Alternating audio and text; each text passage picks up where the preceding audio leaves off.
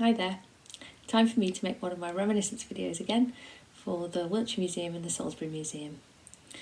This time, rather than rummaging around in our Reminiscence boxes, I decided to take a moment out as the pace of life has changed, and on a visit to the Salisbury Museum when there was no one else barely around, I went looking in some of the storerooms that I don't usually go in, looking for something that would spark off an idea and set me on my way for my video this week.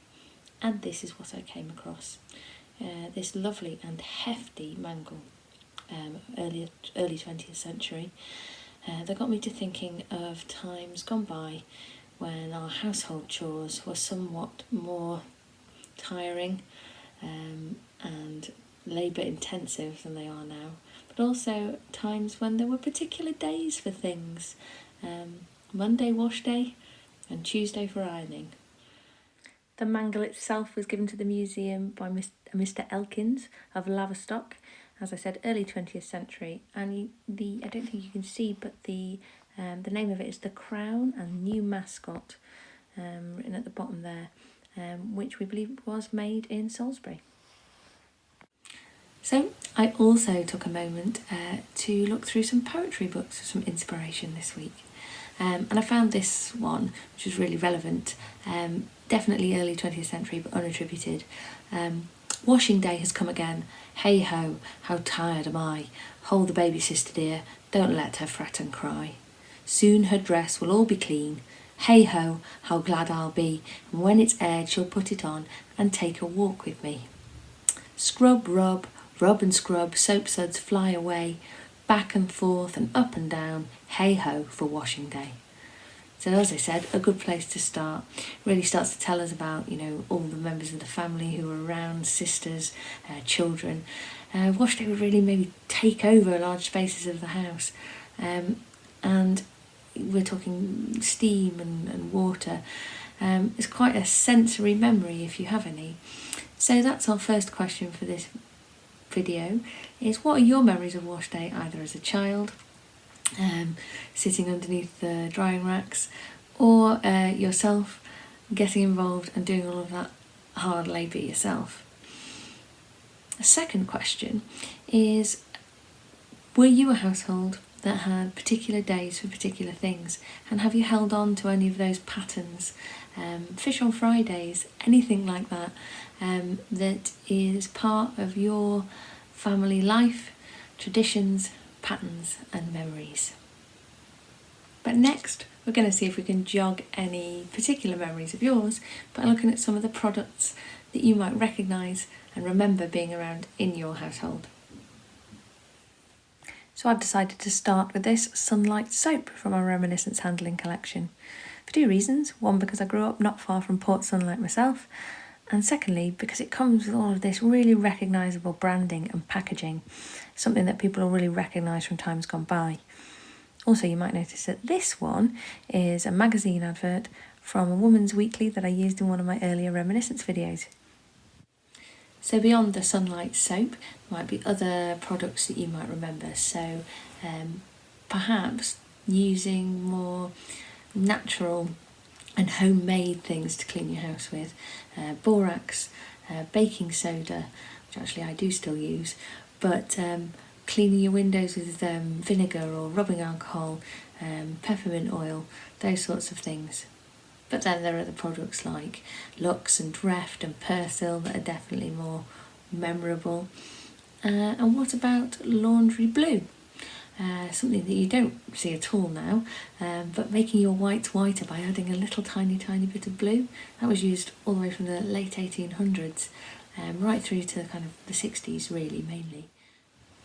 And moving on from a few of those things that might have jogged a few memories, one of the things that's proven to be most associated with bringing memories up is smell. Now, unfortunately, through video, we can't bring this smell to you, but it's definitely one that 99% of people will recognise. I don't want to take it out of the bag because of the smell. But I don't know if you can see, but this is Lifebuoy, so carbolic soap. This was produced en masse at first by the Lever brothers, and then became really the ubiquitous soap in public institutions. It was the first ever germicidal soap, so it was really important for use in hospitals and the home. And actually, I remember it because all the way through until the 80s, it was being used in state schools, the little pink bar on the sink in my primary school toilets for me. But if you do catch a whiff of this is something that will really bring back that sensory memory for you. So, what household products do you remember? And do they put you in mind of a place or an activity? Do you remember having your hands in the soap suds? Do you remember helping your mum with her laundry? Is there anything here that jogs a particular memory of standing somewhere and doing something? Because that's a really interesting way to access your memories. And carbolic soap-wise, what parts of your life has carbolic touched? And I know that sounds daft, but when you get a bar of carbolic soap out in a reminiscence session, everybody's got a different memory of it. If you were a nurse, or my nan was a hospital cleaner, anything like that, where has carbolic cropped up in your life? So, slight change of tack now, or a change of day. Often people will talk about Monday wash day, but as I said before, Tuesday was then ironing day. I found some lovely sort of reminiscences from one woman about her memories of her mother doing the ironing on Tuesdays. Like most women in the early part of the 20th century, my mother was always particular about the appearance of her finished weekly wash. Everything had to be ironed, and there were no steam irons or crease-resistant fabrics to make it any easier.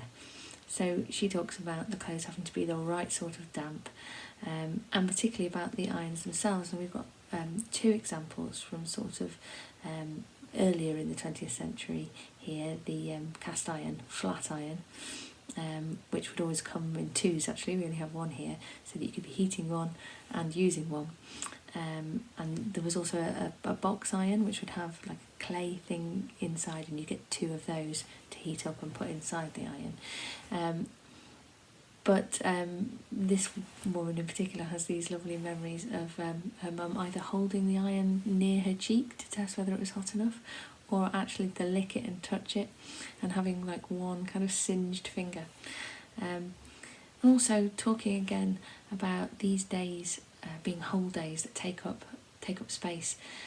Pre-ironing board, doing the ironing on the kitchen table with a blanket over it,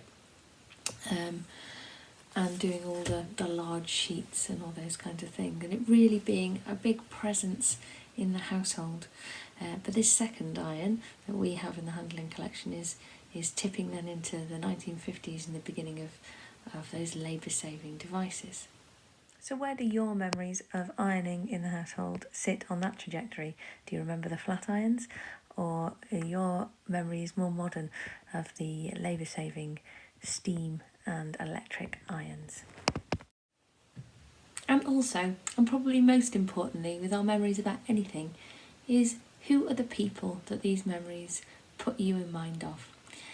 Do you have a picture of your mum with her sleeves rolled up, an aunt, older sister? I'm saying women, but perhaps you had a stereotype breaking member of your male family who was always involved as well. All of our memories are made important by the places, spaces and people they connect us with. Having talked about the people that all of these things have reminded us of, this lady here is using one of the first real proper labour-saving devices connected with wash day. Yes, the twin tub. These videos hopefully will enable people of quite a wide range of ages to spark some memories and have some conversations. So as we moved through the 1950s, there was what was called a revolution in the home. All of these devices, the spaces changed, plastics. Do you remember Tupperware parties? Because that's when they started as well. it would be really interesting to sit and reflect on what were the things that came into the household that were real step changes. So the twin tubs spun and dried in, less than half a day. So from the dawn of the electric iron to the twin tub to the things that we have in our houses and take completely for granted all the time now. Did it feel like a revolution? Something that suddenly happened and changed in the period of your lifetime? Or was it something a little bit more subtle for you?